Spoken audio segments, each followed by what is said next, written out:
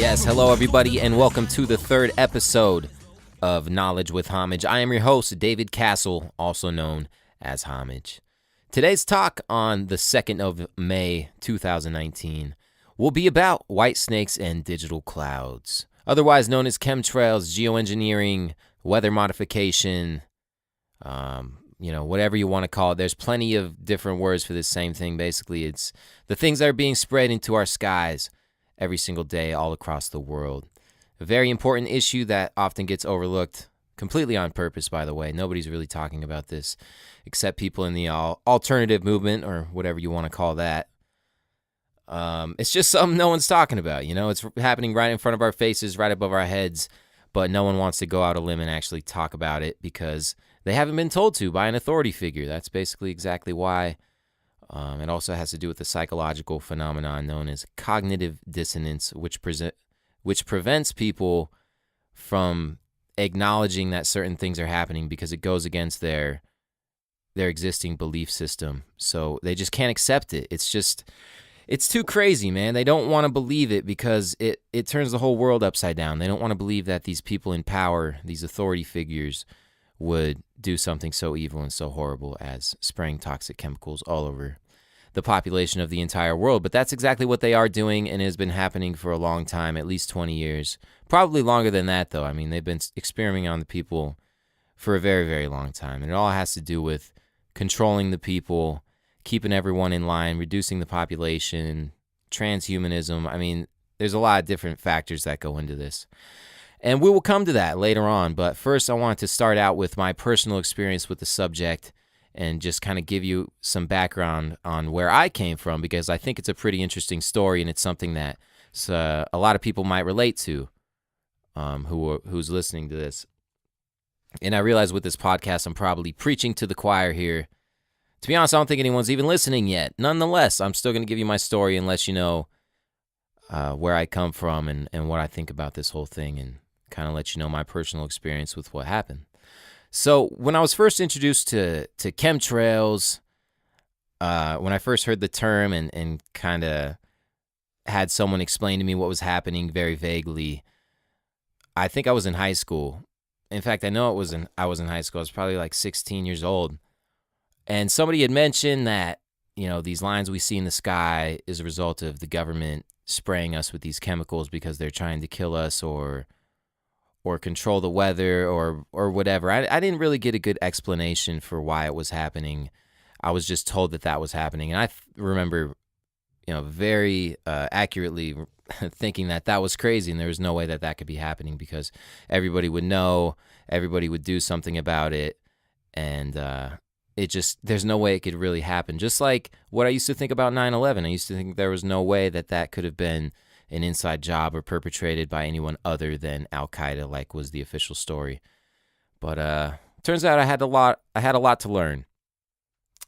Later on, I got introduced to, various documentaries, various articles, books, and things of that nature that kind of made me think differently about it, because I realized there's so much science behind it and there's a lot of history, documented history and verifiable government documents and things like that, which explain the existence of weather modification and spraying things into the atmosphere for various purposes, and a history of the United States government testing out different drugs and chemicals on the population without the population knowing. I mean, it's well documented that the U.S. government in the 1960s tested out LSD on unsuspecting people. It might have even happened before that, but I mean, they've done it a bunch of times. They've released certain chemicals in subways, sprayed shit over certain towns and whatnot, and this is all documented and came out in FOIA requests, which is the Freedom of Information Act, and different documents like that. So these are official government documents saying, hey, we experimented with this, in quotations, experimented, on our own people, because that's what we do. We're the United States government and we care, so we're going to spray you with a bunch of shit. Anyways, yeah, so it came to my realization that, man, it really does seem that this is actually happening. And I started to observe these chemtrails, or, whatever you want to call them. I know chemtrails is a word that people don't like to use, and I understand why, because it was actually introduced into the public consciousness by the United States Air Force itself. It actually comes from a training manual for the Air Force talking about these trails that they use to spray chemicals out of the back of the airplane. And that actually comes from the government itself. So, to say it's a conspiracy theory, I mean, I understand why people say that, because they don't want to believe in it. They don't want to do the research. They don't want to do the work. They don't want to seem different from the people around them, and they don't want their worldview to be shattered. But in all actuality, the word chemtrail and the terminology comes from the U.S. government, which is probably another reason why we shouldn't use it, because they're always promoting disinformation and fucking with the public consciousness and trying to skew the official narrative and stuff. Another word for it could be geoengineering, whatever. A lot of the times, chemtrails get confused for contrails, and that's a good scapegoat, is to say that, oh no, those are just condensation trails, they're not chemical trails. But how the fuck could you even know unless you go up there and you actually test the stuff that's up there in the atmosphere? I mean, you can't really know. It's just, contrails are just a good excuse to cover up what's really happening. And what's really happening is truly unbelievable. I mean, it's just on a massive scale, and it's the craziest thing to ever happen in the history of the world. I truly believe that. I believe there's nothing that has ever happened that was even close to the scale of this operation, and nothing that will impact the world more than this. But I'm getting ahead of myself. Let me go back to when I was first starting to find out about this and observe what was happening. So I used to look up in the sky, and I mean, I still do to this day, but I've always been very observant of my surroundings and always kept an eye on the sky, because we have a beautiful sky here. I'm in the high desert of Nevada, and we're supposed to have 300 sunny days a year. It doesn't really rain that much here. It's often big blue skies and just gigantic desert where you can see for 100 miles. So it's pretty amazing, and it's fun to watch the clouds when there is some, because it's just a really cool looking scenery. But I would notice that these planes would come by and they completely drown out the blue sky. They would spray all these lines in different geometric formations. They would do gridding layers, like tic-tac-toe patterns and stuff, and then eventually it would spread apart and cover up the whole sky. And this was something I saw happen day after day. And I started observing it while I was at work. I had a break. I'd be outside, and we'd be out there looking at what was happening, looking at these planes spray all this shit into the sky. And you could see one plane leaving a big old trail, and then a plane right next to it, seemingly at the same altitude. You can't really tell unless you're really up there.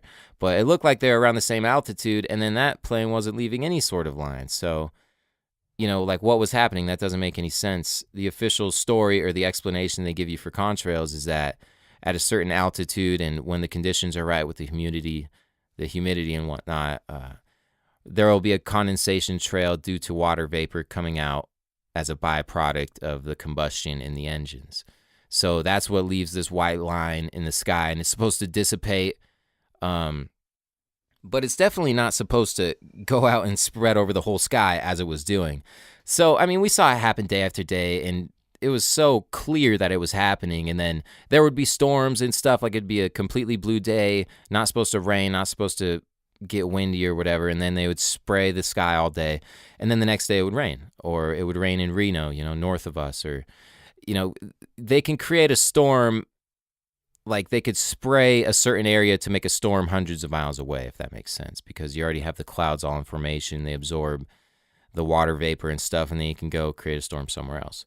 But anyways, so I saw it was happening. I mean, it was extremely clear. It's just people didn't want to admit it. They didn't want to acknowledge the existence of it because of cognitive dissonance, because they don't want to admit it to themselves. I mean, it's a personal thing. They need an authority figure to tell them that. That's just the way people have been trained through school and through the news media and things of that nature. They think if something like this was happening, there would be somebody on the news telling them immediately, because that's what the movies say. That's what they were led to believe in school by their teachers. And, it's all part of the system, they're very in tune with the behavior of the people and how they'll respond to certain situations, and chemtrails is just one of those things. So I saw it was happening, and I was doing research all the time, and I remember watching this one video where this guy, he went by the name of Dutch Synths on YouTube, and I used to watch his stuff a lot because he pointed out interesting anomalies on radar images that just didn't make sense, and like there would be flashes of rings. He called them harp rings, which had to do with the high-frequency active auroral research project installation in Gakona, Alaska, known as HARP, which was an ionospheric heater. But anyways, so he saw these weird radar images. They were like these circular halo-looking things that occurred over certain regions of the world, and then after that, there would be an incredible storm, tornadoes, hurricanes, whatever. It would flash. There was like a pulsation of energy, and then all of a sudden there would be a storm. So I thought this guy's work was really interesting. He was kind of just looking at radar images and pointing out weird stuff and showing when there was a storm.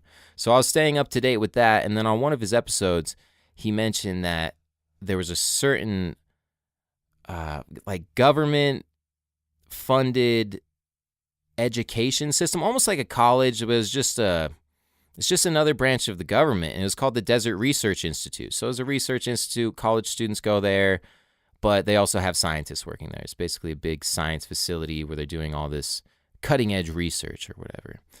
And this one particular one called the Desert Research Institute was very heavily involved in weather modification, and it happened to be right here in Reno, right next to where I live, like 25, 30 minutes away, right next to a community college, which I know a lot of people who have went there. It's called the Truckee Meadows Community College up there in Reno, Nevada.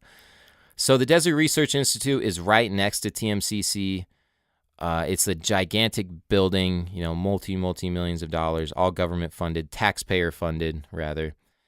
And their job is to modify the weather. It's to spray things into the atmosphere and manipulate weather systems over the Sierra Nevada mountain range. That's officially what they say they do. And they're also doing research on drones, releasing out silver iodide particulates with unmanned drones over the sky. And of course, it's all for research purposes. They're not really doing anything. They're just trying it out and seeing if it can be done. That's what they always say. They say, hey, we might do this in the future. Of course, we're not doing it now. I mean, we're thinking about it. Meanwhile, they're doing it the whole fucking time, and they've experimented with it long ago. I mean, the technology has been in place for a really long time, and they've been doing it the whole time. They just think we're fucking stupid and naive, which most of us are, honestly. I mean, look at what's happening. Anyway, so I found out that the Desert Research Institute was doing all this weather modification right here in my own backyard. So I looked him up on the internet, and I got the phone number of the Director of Weather Modification. That's an actual title of a person who lived there. I believe his name was Jeff. I forget his last name, but I specifically remember that his first name was Jeff. And I was like, fuck, I'm going to call this guy. Why not? Like, I'm going to call him, and I'm going to try to set up an interview and go talk to this guy. I'm going to blow the lid off the whole chemtrail situation and save the world.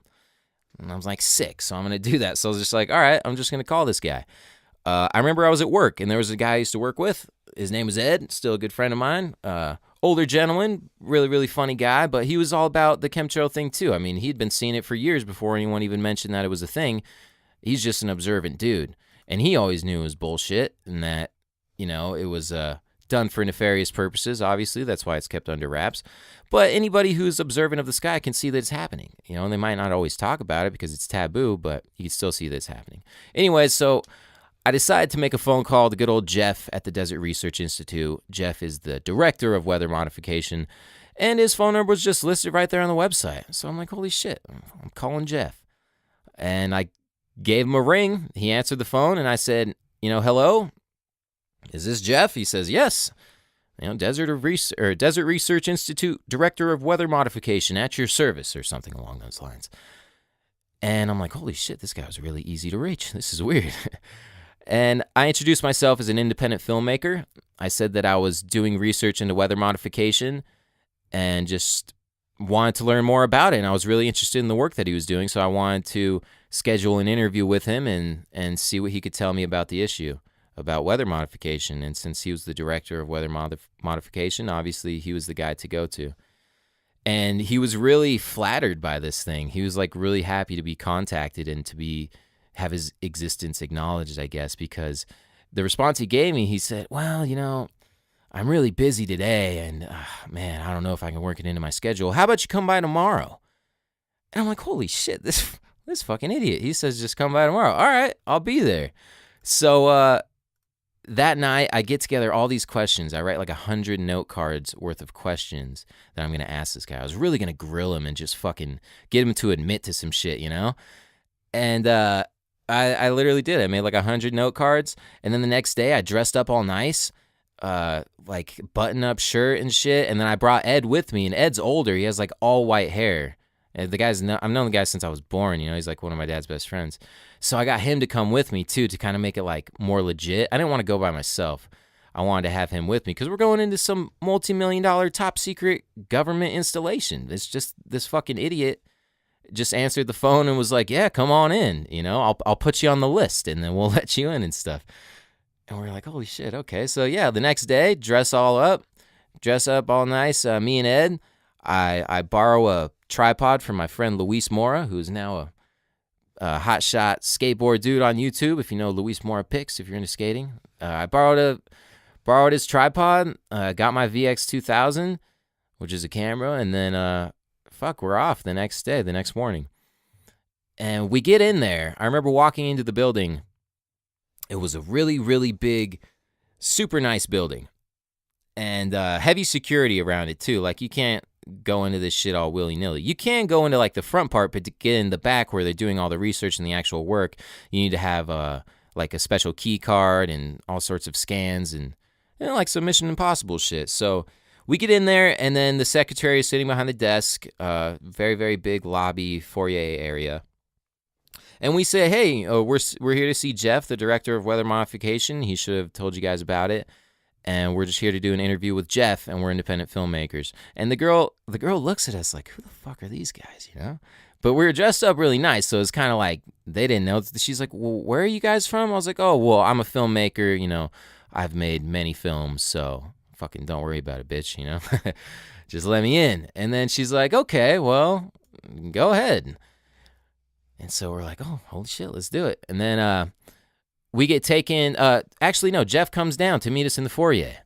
He comes and grabs us. We introduce ourselves, and he kind of looks at us in a weird way, like who the fuck are these guys? Because, you know, I'm like 18 or 19 at this point, and then I'm just with Ed, who's like 50-something. We're a funny sight to see. We definitely didn't look legit, but we looked just legit enough. We're basically con men at this point, trying to slide in under the radar and get the scoop, you know, like some true journalists. So Jeff comes down and gets us, and then we go into this elevator. He scans his key card, and we go up to this secret area where his office is that only, you know, special people can go to. It's just a regular office. I mean, nothing crazy. It didn't look like anything crazy. It just looked like a bunch of cubicles and stuff. So he takes us into his office, and then I set up all my camera equipment and stuff. And then I start the interview. I just start off by asking him some simple questions and stuff. But to make a long story short, you know, I whipped out all the note cards, and there was like 100 of them, and he saw that, and he was kind of taken aback. He's like, "Holy shit, this is a little more than what I bargained for," you know? And I started asking the difficult questions, you know, about like the chemtrails and what they're spraying in the sky, and, you know, why does this happen? Why does that happen? And I remember just catching him in all these lies and these things that didn't make sense, where he's trying to cover his tracks and seem like they weren't doing things that they're actually doing. And about like 30 or so minutes into it, like he would say something and then I would call him out on it, which probably wasn't good on my part as an interviewer. I probably could have gotten to say more by not doing that. But I knew he was lying and stuff. So I would call him out, and he ended up getting like really, really mad. He got fucking pissed. And then he kicked us out. He's like, "You know what? This interview is done. Get out of my office. You're never coming back here. Blah, blah, blah. You're trying to get me to admit to something that I'm not going to admit to." And that thing that he wouldn't admit to was the fact that they were spraying aerosols into the sky. He admitted to them spraying silver iodide, but he insisted that those were only released through flares. And silver iodide is toxic in itself to people, but the only thing he would actually admit to was the fact that they would fly jets and release silver iodide into storms that were already forming in order to boost precipitation, because silver iodide worked as a nucleus, like they call it a condensation nuclei. Basically, in order for condensation to happen, in order for water vapor to go from a vapor into an actual liquid, you have to have something called a condensation nuclei, which is just a little particle of something that's floating in the atmosphere. That way the water vapor can latch onto it. It can actually form a water droplet. And that's the way clouds are made. So his explanation was, they spray the sky with these silver iodide flares. Actually, they don't spray anything. It's just these flares, according to him. And it releases these little particles into the atmosphere, which the existing water vapor in the atmosphere attaches to, creating water droplets, creating clouds, creating storms, and creating rain, and so forth. He admitted to that, but I was like, well, why is it that I see on these crystal clear blue days when no one should be spraying anything or releasing any sort of flares because there's no storm system in sight? Why is it that I see these planes go by and leave these grid patterns which look so intentional because they're geometric patterns? Why do I see them cover up the whole sky with these clouds that come out of these planes? And I was just asking questions like this, just not questions that were, I wasn't being a dick or anything. I was just asking questions about things that I saw. And he just got really pissed because he realized that he couldn't answer these questions because they were doing it. I mean, it's fucking obvious they're doing it. So he got super mad, kicked us out of his office, called us all kinds of these names and stuff. It was actually really funny because I wasn't mad and Ed wasn't mad. We thought it was really funny because, we just made this scientist guy who's supposed to be so smart and the director of weather modification. We're just two regular guys who work in a machine shop. And, we pissed him off. It was hilarious. And we really made him lose his cool and stuff. And he threw us out. And shit, we're just like, I went to shake his hand after, and I was like, hey, man, I'm sorry I made you angry and stuff, but I really appreciate you giving me this interview, and hopefully no hard feelings. I went out to shake his hand, and then he said, I believe I already shook your hand. And holy shit, me and Ed looked at each other, and we just started laughing. And then he stormed off and went back into his office and slammed the door. And meanwhile, me and Ed are just kind of stuck there because we don't have any of the key codes. We don't even know how to get out of this place. And we're just stuck in this crazy government facility just all by ourselves because our guide just got pissed off and ditched us. So we're like, where do we go? And we just start walking and opening doors and stuff. And eventually we end up outside, but not where you can actually leave. We're in this little yard area that's all fenced off with barbed wire and stuff. And we have no way to get out. We're just stuck. We're trapped in here because the guy got mad and left us. And then this guy walks up. This guy walks up to us, and he's really tall. He's 7 feet tall. We call him the Freak. As me and Ed, we got this whole little story that we talk to each other eventually, because it's a really funny story. But this guy comes walking up. He says, hey, are you guys the filmmakers? Obviously, because we're holding cameras and stuff and got all this equipment. And we're like, yeah, did Jeff send you here? He said, oh, no. He didn't say anything to me. I was just taking a walk and hoping I could find you somehow. And we're like, oh, okay, well, cool. Yeah, so we were interviewing Jeff, and he got really mad when we started asking questions about planes spraying stuff into the sky and questions about chemtrails and things like that and geoengineering. And he's like, oh, yeah. Where are you guys from? We're like, well, we're independent filmmakers. We're just making a movie and, trying to find out about weather modification. We figured this would be the right place to come. And we're just wondering why Jeff got so mad that when we asked about chemtrails, listen, man, we know it's real. We know it's really happening. And he was nodding his head. He's like, yeah. And we're filming this, by the way, the whole thing. And he's like, is that thing on? And after he just admitted to chemtrails being real, kind of as a side thing. Anyways, it was just really weird. He came out to get us. It turned out that this guy was the public relations manager. So he's the guy who creates the image for the corporation to portray to the public. Basically, he's the professional liar. He's the propagandist. The father of public relations is, what the hell is his name? The guy who wrote the book on it. I don't know. I have the book. It's called Propaganda, and there's this guy who invented it in the early 1900s. But that's basically what public relations is, and that's who this guy was. And he told us that we should have never been able to call Jeff, the director of weather modification, directly. We should have went through him in order to schedule this interview, and then he would dictate what can and cannot be said in order to prevent things like what just happened. So obviously Jeff called this guy, told him what happened and stuff, and then this guy came out to kind of smooth over the situation and get information on us, probably, because he's part of, he's one of the higher up dudes in the operation. I'm sure he answers to someone, and it's a whole big structure, so they can't just do interviews without people, signing off on it. It has to be approved and stuff. Like, they don't want certain information getting out. So that's why he was mad at the guy Jeff for scheduling the interview himself and doing it all himself. Anyways, we get out of there. He like walked us out, and he wanted like all our information and stuff, because I'm sure he put us on some sort of list or whatever as dissidents or people who are suspected terrorists or whatever, just because we got questions.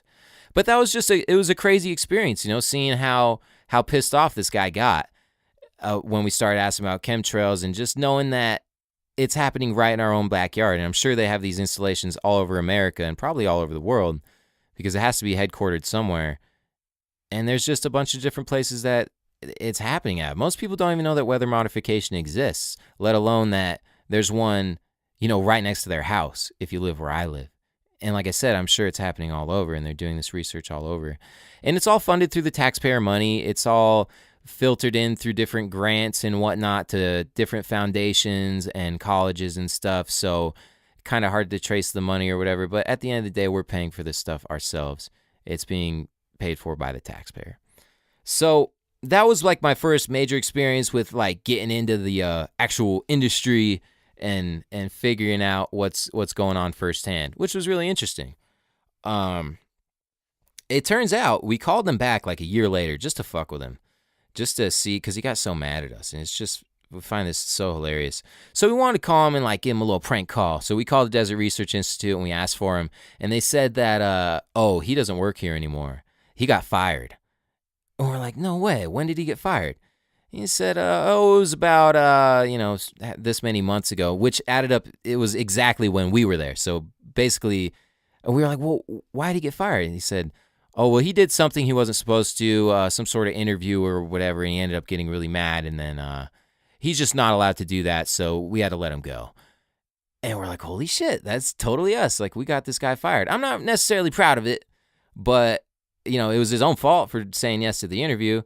But at the same time, fuck this guy, They're spraying all this shit on us, and these are the type of people doing this. It's not like it's big, bad, evil villains or something. It's just regular dudes who are like scientists who are just doing it for money. I mean, they're doing it for the money, whatever reason it might be, but it's just normal people. It's not fucking aliens. It's not, demons or whatever. It's just regular motherfuckers like Jeff who are doing this shit. So it's just ridiculous.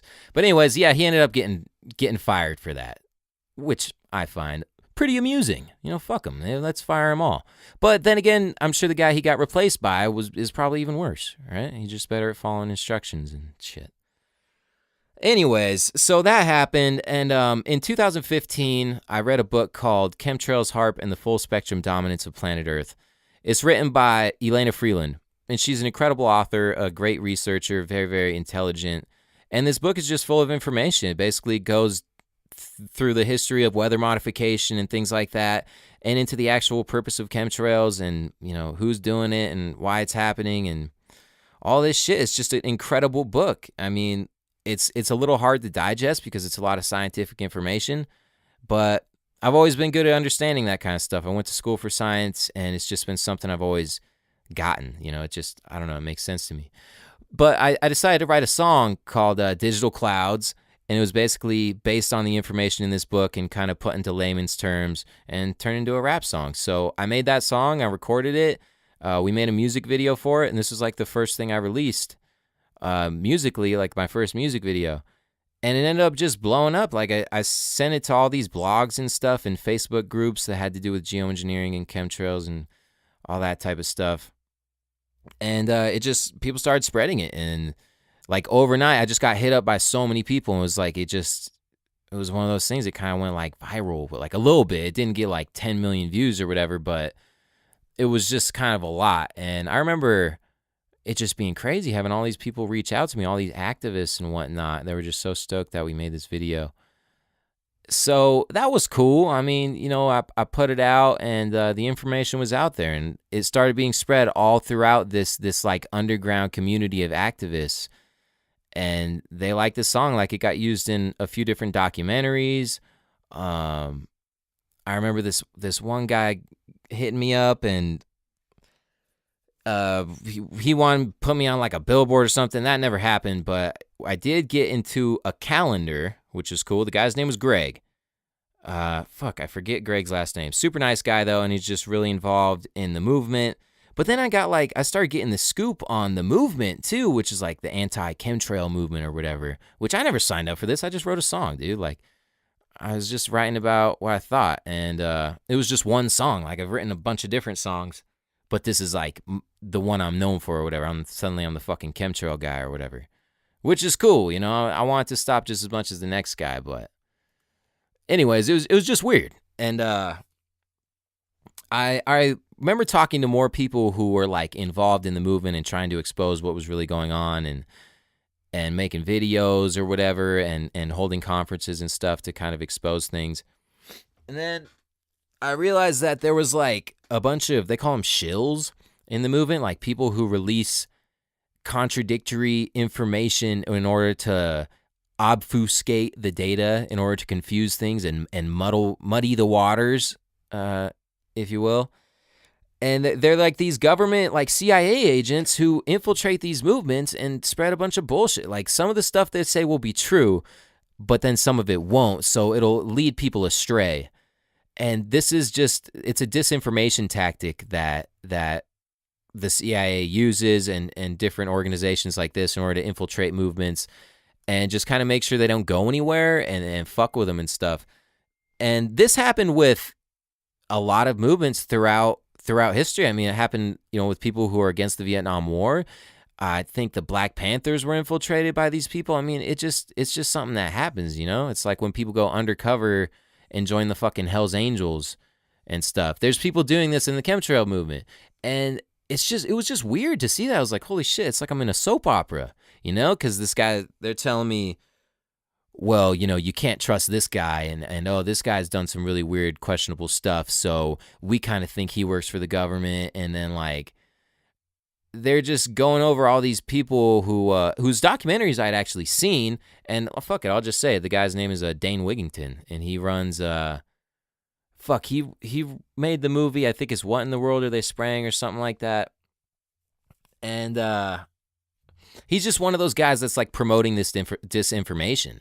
And it just seems like he'll say some stuff that isn't true, and then he'll just completely ignore certain aspects of it, which is the way they fuck with these movements, is by inserting these people and then giving them some money and then having them like gain a majority of the followers for this movement. And it's just really effective. And it was just crazy to learn about that. It's like, what the fuck? This is weird, man. And all of a sudden I'm just thrust into it. It's like I'm part of it. I did some like interviews and podcasts and talked to people about what I knew about chemtrails and stuff and what I thought about it. And it was really interesting, kind of started getting reached out to by a lot of different people. And something interesting started happening when I started doing these interviews. I did one, and I remember talking about Elena Freeland's book and about geoengineering and the whole chemtrail thing. And then also talking about another book called Where Did the Towers Go?, which is written by another incredible woman named Judy Wood. And that was about 9/11. It was about the supposed terrorist attacks of 9/11. But she goes into talking about how basically a directed energy weapon, some sort of energy beam, was used to like disintegrate the towers and turn them into dust basically in midair. And it's a very well written book, well documented. It's all scientific research. She is the most qualified person to write this book. She was a structural engineer, I believe. Just trained in all the right shit to really know what was happening. And then she did the complete analysis of it. I mean, if you look at this book, it's like a textbook. It's like 500 pages or something. I read the whole thing front to back, so I was pretty knowledgeable on that, so I talked about that a bunch too. And then a weird coincidence, we'll put that in quotations, a weird thing happened the next morning. I go to work, and then my tires are slashed. Somebody popped the tires on my truck, and I'm like, fuck, that's kind of weird. I didn't know if it was because I did this interview. Like, what, are they sending out some CIA agent to pop my tires? Like, what the fuck? Like, that doesn't make sense. That's dumb. And then, I don't know. It could have been a girl or something that was pissed off at me. I think that's more likely. But then again, it could have been, I don't know. Maybe they do that. How am I supposed to know? Maybe they just want to piss you off a little bit. You know, if you do something bad, they'll fuck with you a little bit. But then it happened again, like a few days later. Somebody popped my tires again. I'm like, what the fuck? So that was just weird. Like, that's never happened to me. I don't have like a bunch of enemies or anything. I'm like pretty well liked by people. And even if with girls or something, when we break up, it's always pretty civil. I never get in no big ass blowout fights or something. And I don't see crazy girls who would do that stuff either. So it was just really weird that after I would do that interview, all of a sudden, like, my tires get slashed, which has never happened to me before either. And it was something weird happened too after I released the video. I remember having this incredible anxiety attack after I released that video, Digital Clouds. I don't know why, which I don't get anxiety attacks either. It was just, I don't even know how to describe how I felt. It was just not normal. I just felt fucking weird. Like something was happening to me that was just making me like incredibly sad and depressed and like just have so much anxiety. And I had never felt that either. And, you know, I mean, I'm not saying somebody did something to me or whatever, but I know it's possible that they have that technology in order to like lock in on certain people and make them feel certain emotions. I mean, that's part of what these ionospheric heaters can do. And you know, there's whole books on this. Nick Begich wrote an entire book on that. He also wrote a book called Angels Don't Play This Harp. That was the first book about harp. But he also wrote a book called Controlling the Human Mind, which he goes into all this technology where using a technology called cyclotronic resonance, they can use electromagnetic waves to resonate with a certain frequency in the brain, causing you to feel certain emotions and causing people to do all kinds of crazy shit. And they've been doing this research, you know, since the 50s with this guy named Jose Delgado, sticking electrodes into people's brains and these little transponders and stuff and sending little electromagnetic waves into people to mess with their brains. So this goes back a long ways. I know it sounds crazy, but I mean, look at your cell phones. Look at how much technology we have on the cell phones, and that's just what's in the public domain. Think about what they got locked up behind closed doors and stuff, you know? So it's not crazy to think that they can do this stuff and manipulates people's brains with certain electromagnetic waves or something, because they do it. And, you know, there's like plenty of people who've come out about it and stuff. It's just not in the mainstream. But anyways, I don't know if that's what happened to me. I just remember feeling really, really weird that night I put out that video for Digital Clouds. So anyways, I do that. I do some interviews. Weird stuff happens. My tires get slashed and whatnot. But let me go back to when I first started learning about chemtrails too. I remember I used to try to tell people about it because I felt really strongly about it. I was like, man, this is important. You know, people have to know. This is like the craziest thing ever. So I'd always try to talk to people and get them to look in the sky. And I remember being really passionate about it and a little abrasive too. I remember almost getting into fights with people and shit, and just people weren't having it. You know, they would call me conspiracy theorist. They'd call me all these names and stuff. And I'd be like, fuck you, dude. You know, I'd kind of get mad too. And then anyways, I just never really got through to anyone, which is, I realize that's not the right way to approach it. People have to realize things for themselves. Otherwise, they're going to be really, really against it. They're just not going to want to accept it because their brains cannot compute, you know, error. There's an error message going off in their brain when they hear that kind of stuff. So that was really weird. I just remember even after coming out with that video and people knowing the song and even liking the song, they still didn't like believe in it. They're like, yeah, that was a cool song, man. It's pretty catchy, but I mean, like, what's it even about? Like, you really believe that shit and stuff? It's like, dude, you're a fucking idiot. But after that, I was kind of going after the rap thing. So I was kind of riding a good wave there. I was like, oh shit, people like my music, so I'm going to keep making music. There was this thing happening in Brooklyn, New York. It was a contest, like a rap contest. You go there and you spit 16 bars, which is like one verse. And then if they like you, you know, you like win and you get put on basically, and they give you a bunch of money and stuff, and they just help you out musically. It's just like a good thing. And this was in 2016. It was put on by a group called Team Backpack. And Team Backpack is pretty big in the rap world for doing events such as this. And basically looking back on it, what it is they're making a bunch of money. First of all, you got to give them like $300 or $400 to even be able to go there. And then once you go there, like first you submit this little freestyle. And then if they think you're dope, they'll be like, yeah, come out here. It's only $300 or $400 for this ticket. And then, you know, possibly you'll win. But then you get there and there's like 500 other wannabe rappers who also gave him $500. And then it's just this little event, and I don't know, man. The whole shit's kind of a joke now, looking back on it. But maybe I'm just bitter because I suck and I didn't win or something. But they made a shitload of money off of this thing, and, a few people won. So it's just, it's a business, and I understand. And but they're playing on people's hopes and dreams, which there's a lot of people who really, really want to do the music thing, and they'll fucking pay money in order to do that. And the people at Team Backpack know that. So they throw this event, get a bunch of people out there, fucking have a bunch of people rap on stage in front of a big group of people. And then it was pretty fun, though. I met like a bunch of interesting people. So that was really cool.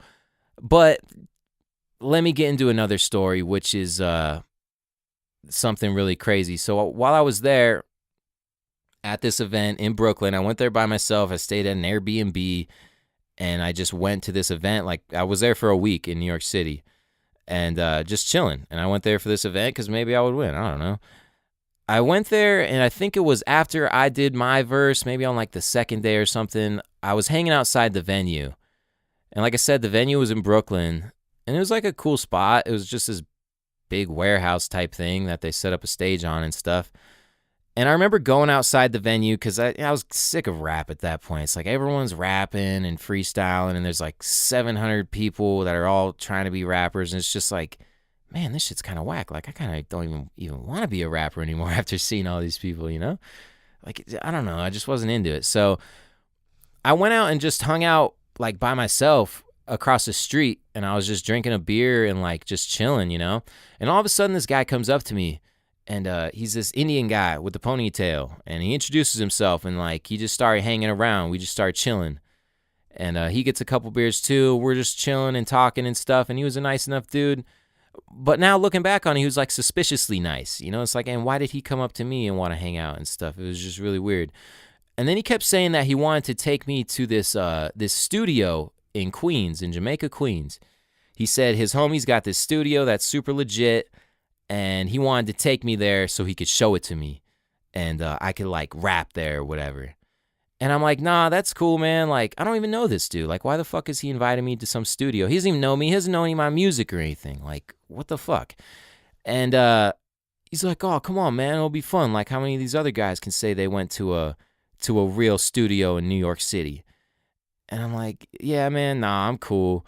But as we kept hanging out, a couple hours go by, we're drinking tall cans and stuff. I gain a little more confidence, or stupidity more like. He keeps asking me this thing, and he's like, do you want to come? Like, let's go, dude. It'll be fun. We'll fucking take the train there and go check it out. Like, why not? What else do you have to do? And I'm like, yeah, you're right. Fuck it. Let's go. Because I trusted this dude for whatever reason, and he just seemed legit. And so we go and we take the train. We hop the train. We don't even pay for the train. We just hop over the shit, jump on the subway, and then we go to Jamaica, Queens. And that's pretty far away. It's like an hour away or something from Brooklyn. I don't know. Correct me if I'm wrong. I don't live in New York City. I'm going off my memory. But I remember it being a journey to get there. And by this time, it's already like 10 or 11. It's getting kind of late. And then, so we get there to this dude's house. And as we're walking up, he tells me, he's like, hey, man, this guy used to like sell a bunch of coke or something, or sell a bunch of drugs. And then some people shot up his house once. So now, and it's like a home studio. So he's telling me like how this guy used to be a drug dealer, but now he's not. But now he like kind of sells weed or something. And I'm like, okay, well, why you even telling me this? He's like, well, I'm gonna ask him to front me an ounce of weed. Okay. So like, but I can't do it with you there because he doesn't know you. So I'm gonna ask you to go get some beer while I ask him for some weed. And I'm like, okay, well, I guess that makes sense. You're just trying to get a little bud or whatever. And then he doesn't know me, so that he's suspicious and stuff. And, I'm not from there. I don't know how people do shit.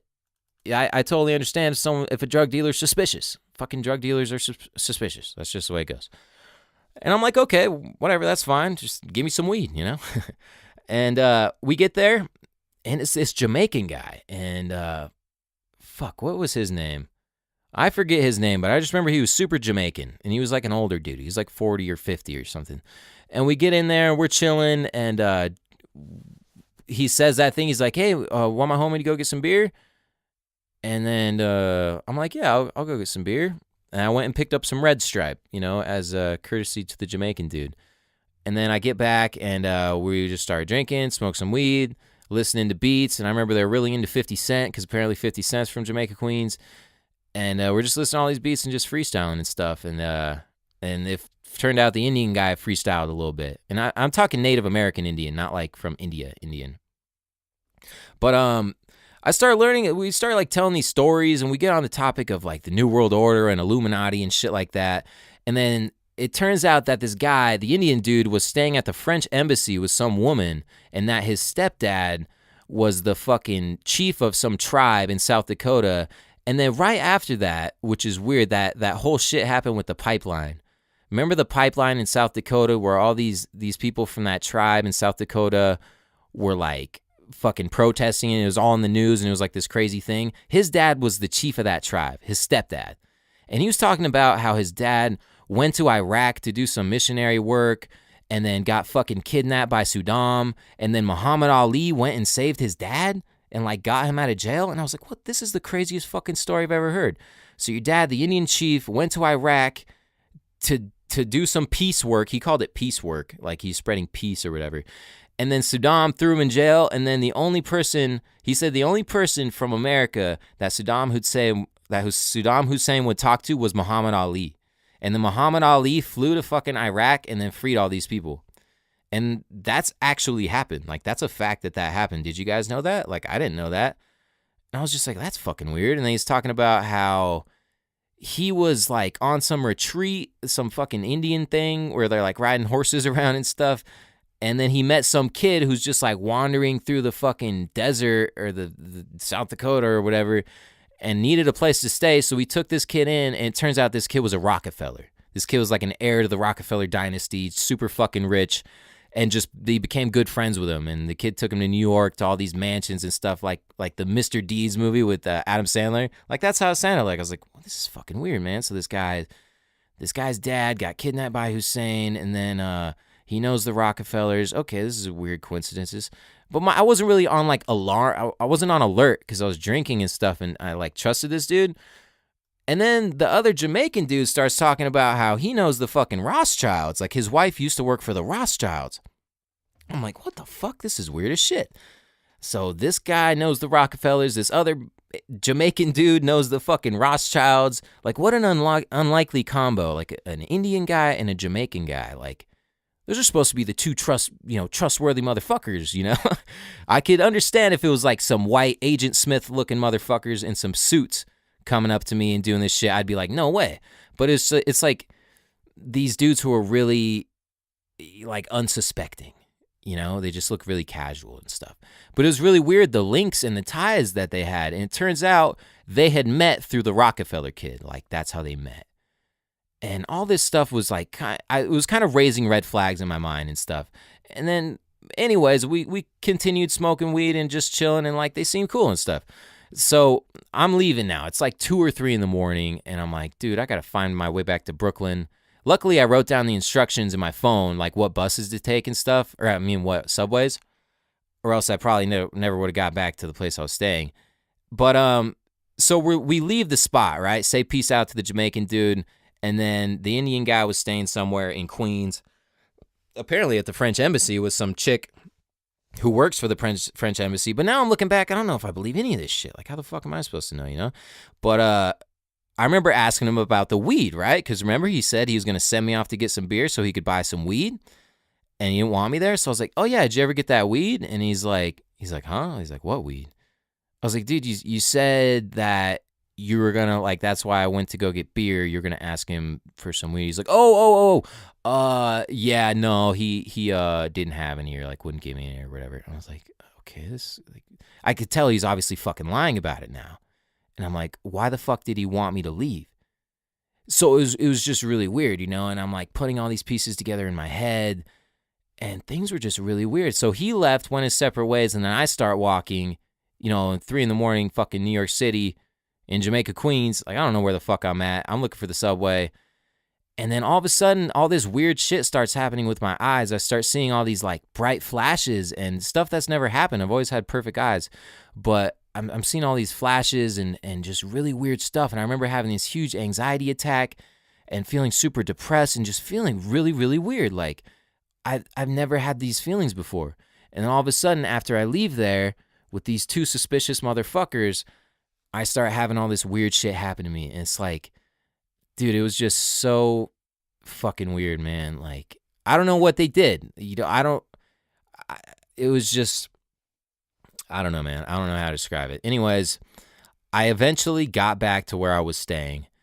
I went to sleep, and then I woke up the next day, and I had all these things floating around in my eye. And I found out later they were called floaters because I've never had them before. I didn't even know what they were. I just knew there was like this weird stuff floating around in my eye. And then if it was really dark and I looked around, I would see these flashes out of the corner of my eye, which had never happened. All of a sudden, it just happens when I leave this house with these people. And, man, like I get home from my trip and this shit's just, it's still going. It's there all the time. Like even when I close my eyes, like 24/7, this stuff is going on with my eyes. And it's really, really weird because I've never had any eye problems. I've had like the best eyesight of anyone I know. Like I could see shit so far away. I've never needed glasses. I've never needed contacts. I've never needed anything like that. And then I get home and I have all this weird shit going on with my eye. And it's like, what the fuck, It was like depressing, dude. It was a weird time in my life. I'm like, what the fuck happened? And I didn't even like suspect them that much at that time. I just thought it was, I don't know, just something weird. It's going to go away in a couple days, But I told my dad what was happening, and he was really concerned immediately. He's like, what? Like, what is happening? You're seeing these flashes and these floaters? Like, that's not normal. Because one of his ex-wife had MS, and she had some weird problems with her eyes where she, like, went blind in one eye. So he's like, you got to go to the eye doctor, like, immediately. So I went to the optometrist, got this whole examination. He scares the shit out of me and tells me I might have a torn retina and I'm going blind. And I'm like, what the fuck, dude? So I'm like freaking out, man. I'm going to lose my eyesight all of a sudden. And like, what the fuck? And I can't even describe to you what that feeling is like. It's just unbelievable. Absolutely unbelievable. He recommended that I go to an ophthalmologist immediately so he could save my eyeball because it seems like I have a torn retina. And I'm just, beside myself. But I go to the ophthalmologist and get this whole examination. They dilate my eyes with these crazy eye drops, look into it with a crazy fucking camera, take all these pictures, do all these tests. And meanwhile, in the ophthalmologist's office, I'm the only person who is under the age of like 75. Like I'm fucking 20 years old or something. And like 22. I don't know how old. I think I was like 22, yeah. And everyone else is like 75, 80 years old. I'm like, what the fuck, man? This shouldn't be happening to me. This is for old people. And, but there I was, and they run all these tests and he finds out, thank God I don't have a torn retina. It's just these things in my eye. And he called it this shit there's a part of the back of the eye, which is called the vitreous fluid. Basically, it's this fluid in the back of your eye. And then sometimes this little chunk of this stuff will like break off and then start floating around in the eye. And then the reason why people see floaters is not because they're actually seeing this shit floating in their eye.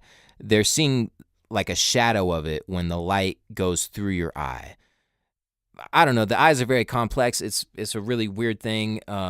He just said, don't really worry about it, but we'll make an appointment for 3 months later. You come back, and then hopefully it's not any worse, and then we'll kind of have a better idea of what it is. And I'm like, okay, well, that's kind of reassuring. He didn't do anything. He didn't help me. He just told me I'm probably not going blind. I might, but I'm probably not. Okay, thanks, dude. So, come back 3 months later and the shit's way worse. Like these things, it's not just this vitreous fluid in my eye. It's like something growing in there and like a little organism like fucking reproducing and taking over my eye. Because there's more and more and I could see it like in my eye. And it's just getting way crazier, right? And he's like, oh shit, like, oh, maybe these aren't like regular floaters. So yeah, it started asking me all these questions. Did I come into contact with any sort of fungus or parasites, or did I go to the jungle? Did I go like somewhere really exotic? I'm like, no, dude, I didn't go anywhere. Like I went to New York. That's where I went. But that's, the concrete jungle, if that counts. But he turned out he was fucking wrong. And then so he sent me to get all these other tests. I did a bunch of blood tests. I did a bunch of x-rays. all this shit, man, and they just couldn't figure out what it was. It's just a complete mystery what's going on in my eye. And man, they just didn't know, dude. Like, they still don't know. And then I was like, this motherfucker's not helping me at all. He didn't have any solutions, nothing he could do for me. Meanwhile, my eyes are just getting all bad.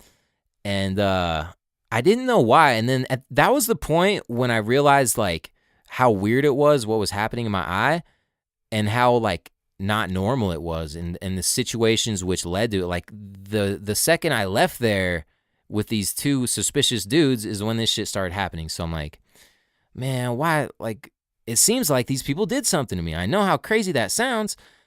And I would try to tell people, right? Like, there's only a few people I told. And the only reason I feel comfortable speaking about it on here is because I know that, well, first of all, no one's even listening to this shit, probably, like, only a few people. And if whoever is listening, I'm probably preaching to the choir here, and you guys are already open-minded enough to kind of, like, understand what's happening.